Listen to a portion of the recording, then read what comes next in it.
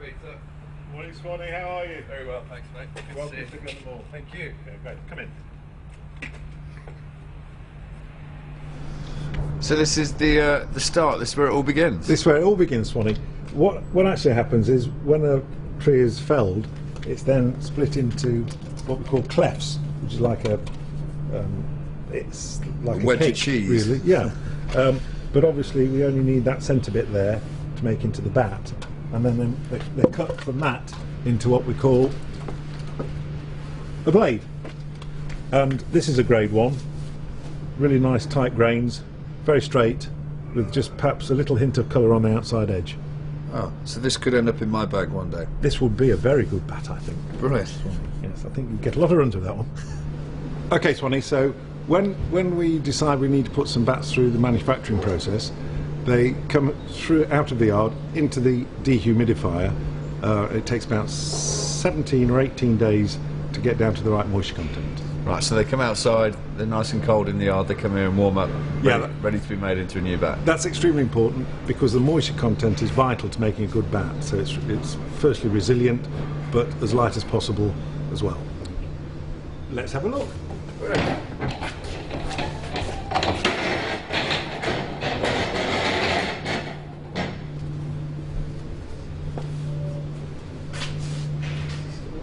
Okay, so we're in the kiln now. How many bats have you got? It seems like there's thousands. Well, this holds 3,500 blades. In each go. And how long will they be in this kiln for? 18 to 21 days, depending on the moisture content level when they first come in. Right. So Peter, I've noticed these yellow wires sticking out of one of these clefts. What are they for? What they do is we put these into the end of the cleft to keep track of the moisture content.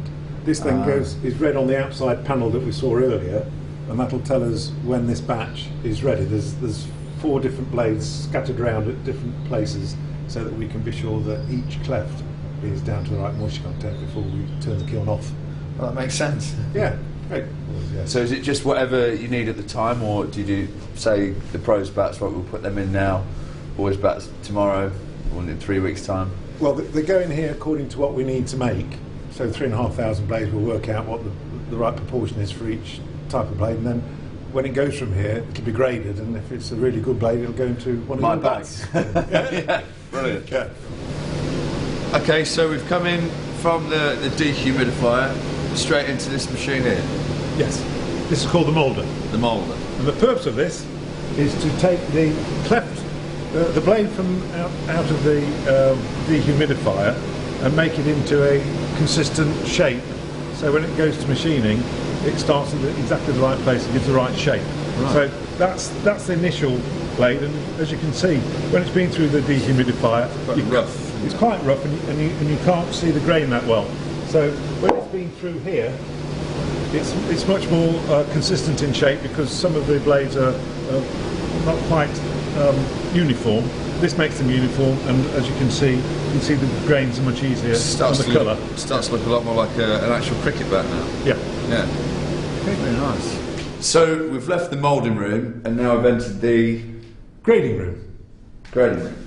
Yeah, each batch of wood comes through into here, and the bat maker looks at each individual piece to determine how good he thinks that piece of wood is. Let's take this one for an example.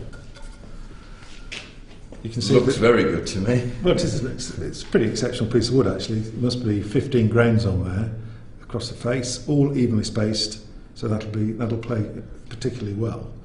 What the grader will also do is just determine which end the handle should be. Okay. Obviously the handle end doesn't hit the ball very much, or at least it shouldn't do. So the important bit is to get the best bit of the wood in the driving area. As you can see here, I don't know whether you can just see that Scoops off. it's slightly bent at the top here, so the handle will go that end. So down at the bottom, it's dead straight. And how far off the finished size and shape and article is this cleft now? Well, that feels a pretty reasonably light piece of wood. Yeah. I guess that's about somewhere 3.5 to 4 pounds in weight. It'll lose half that weight in the wood by the time it's shaped. Let's just double check it on the scales. Yeah, there we are. £3.10. Spot on. So when the handle's in it, a rubber grip, stickered, that'll be about £2.10 ounces, which will have for a good sized bat, that'll pick up really well. I'll have that one then. I think you should.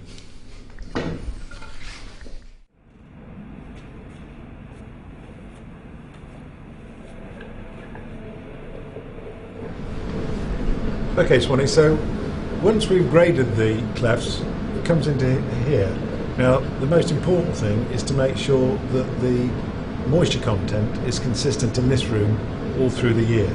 So that if a piece of wood comes in here and is here for, say, 3, 4, 5, 6 months, it doesn't deteriorate. It doesn't become too dry, or it doesn't pick up too much moisture.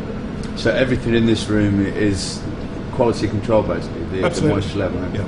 As you can see, there's no windows. It's well insulated. Here we have the panel that's very similar to the one in the big dehumidifier, and there's a small dehumidifying plant here that either sends out warm air or cold air, depending on whether the temperature needs to go up. We try and keep the humidity at about 55% and the temperature up to around about 20 degrees. What happens is if the air becomes too dry, there's you can see just up there's a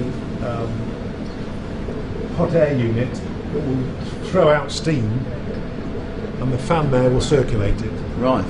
So it'll make the whole building more humid. More humid. Yeah. So one of the other major part of the bat, of course, is the handle, and it's just as important that we keep the moisture content of the handle stable as it is the blade. Yeah.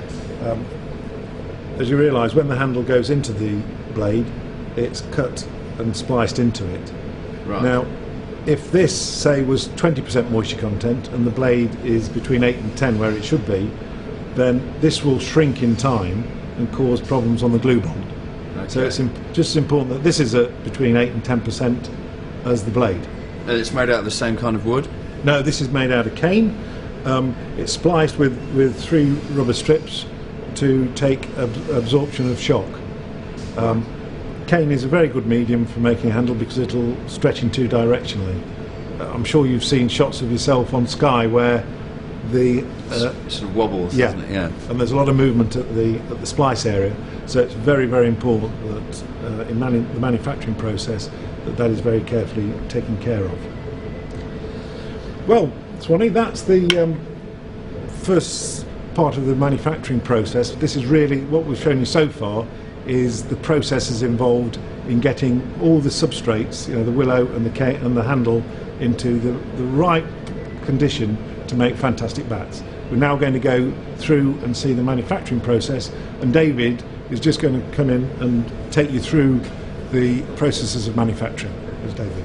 Hey, David. Hey, David.